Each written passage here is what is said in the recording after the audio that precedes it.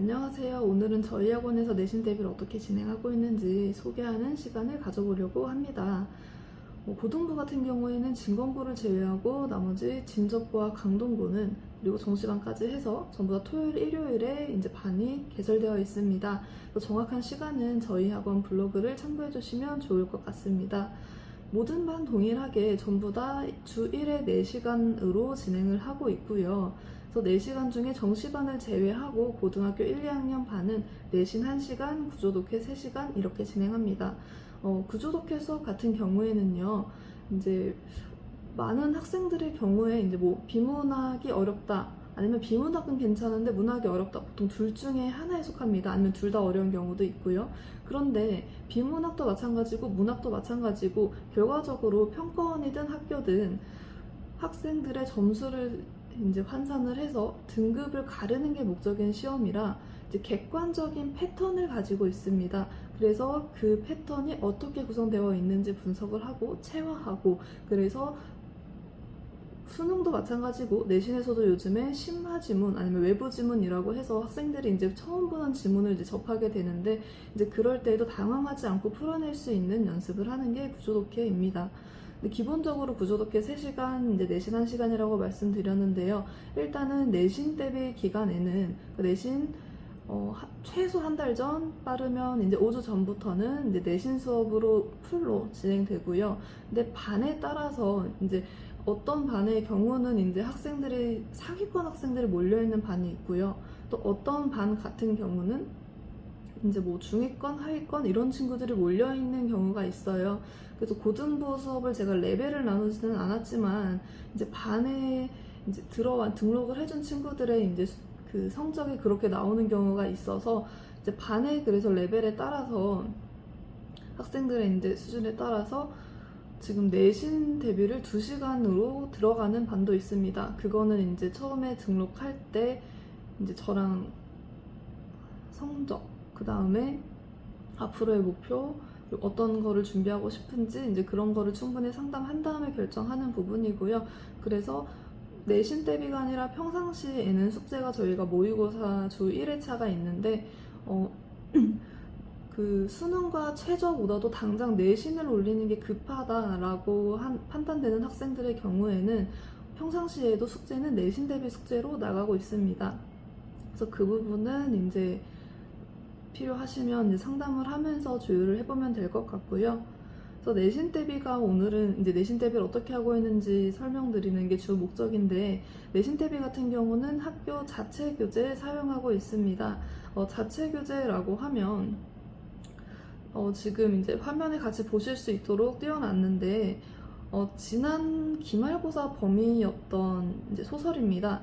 이제 잘 보시면 이제 지문에다가 제가 검은 글씨로 설명을 이미 써놨습니다. 그래서 이 부분 같은 경우에는 이제 뭐 자습서, 학교 필기, 이제 온갖 기본적인 필기들을 제가 총 망라해 놓은 부분입니다. 그래서 제가 하나의 학교를 준비하기 위해서 온갖 유튜브에 올라오는 무료 강의라든지 아니면 자습서, 평가 문제집 기본이고요. 만약에 A라는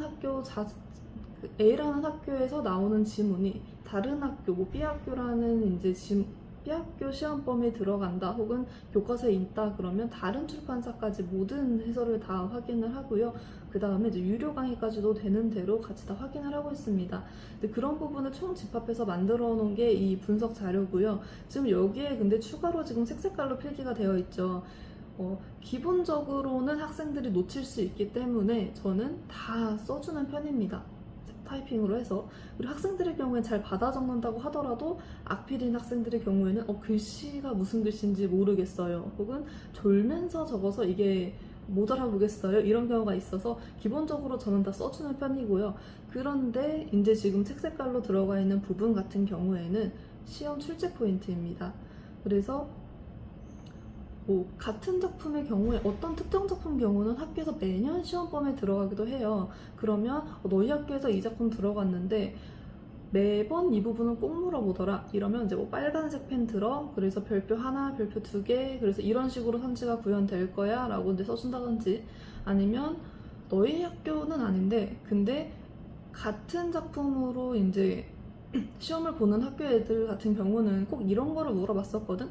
이번에는 너희 학교에서도 물어볼 수 있으니까 그것도 한번 같이 알아놓자 이제 라는 정도면 뭐 파란색 이런 식으로 애들한테 처음부터 수업할 때 빨간 펜 들어봐, 파란 펜 들어봐 이런 식으로 얘기를 해주고 이제 필기를 시키는 부분입니다. 근데 제가 이렇게까지 이제 준비를 했는데 학생들이 숙제가 안 되면 안 되겠죠. 그래서 이 부분 전부 다 복습 테스트로 내용 확인하고 있습니다. 내용 숙지가 얼마나 되어 있는지. 그래서 이 부분이 통과가 되고 나면 이제 그때부터 문제를 풀리기 시작하고요.